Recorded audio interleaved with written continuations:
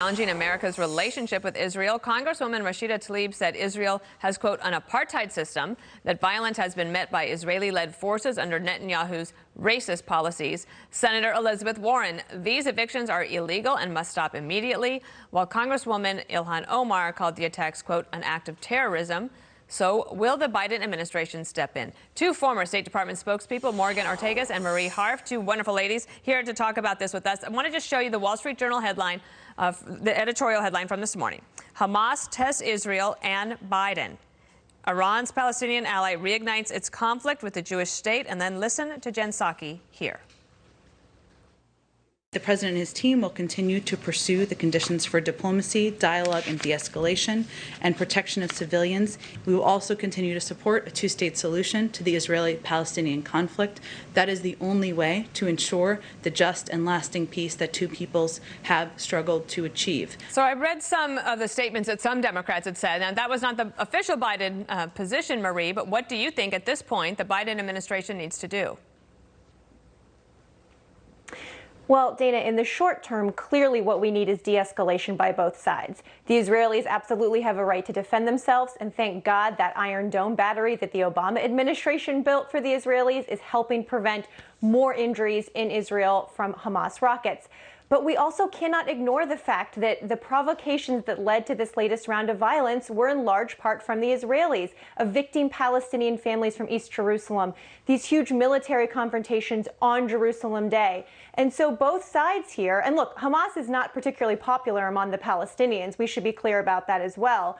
But the Biden administration in the short term needs to say, you both need to de-escalate. We do not need more casualties on each side. But then ask the Israelis very plainly, what is your long game here? Is it still a two-state solution? Because every day, Prime Minister Netanyahu does things that change the situation on the ground that makes a two-state solution really, really difficult. And so the long-term question is, what's the plan? Is there one? Because Bibi doesn't seem to have one. Morgan, I don't know. Let's just get your point of view on this, because it's very complex. There are some nuances, but there are some things that are just not complex. These rockets and where they started from and how this all got started, that's important here. But it's going to escalate, and it doesn't look like anyone's willing to step back right now. Well, it is complex, but it's also incredibly simple at the same time. Israel is our strongest ally in the world. Hamas is a terrorist organization, deemed so by the State Department. Iran, Israel's largest enemy, one of our greatest enemies, is supplying $30 million a month, reportedly, to Hamas in funding. They are giving Hamas the long-range rockets that you're seeing in the pictures that Fox is reporting. Those rockets come from Iran. So it's very simple. What we did in the Trump administration is we empowered our allies and we punished terrorist states, we punished terrorist organizations, and then we saw peace amongst Arab states and Israel. So while it can get incredibly complicated in the Middle East, I don't think this is that complicated. This is what happens whenever Hamas and Abbas and others in the Palestinian Authority know that they can get away with it. This is why we're seeing violence. We didn't see this type of violence for 4 years under Trump. It wouldn't have happened because Hamas knows the consequences if it had.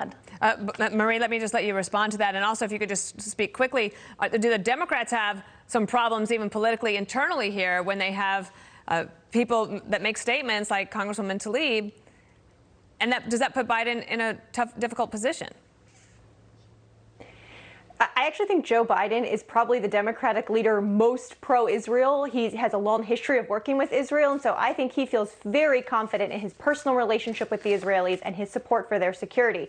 But the facts on the ground are the facts. And Prime Minister Netanyahu, during the Trump years, because he had free reign, every single day he evicted more Palestinians, he took over more Palestinian land, he let settlers take over places that in theory should be part of a future Palestinian state. And so, yes, it's good that other Arab states made peace with Israel, but the Palestinians are a people without a country and without a land, and they are persecuted every single day. We cannot lose sight of that.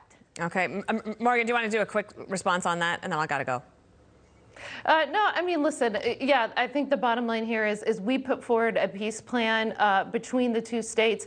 We did things like moving the capital, excuse me, moving the U.S. Embassy to the capital, to Jerusalem. All the moves that we made, all of the analysts said that this was going to break out in war. It didn't happen, but instead, whenever you embolden terrorist states like Iran, whenever you embolden Hamas and let them know that they're going to get away with these things, that's when you see violence. All the actions of the Trump years that were supposed to bring violence didn't bring the violence that you see today. Good talk, ladies. Let's keep in touch on it. Thank you.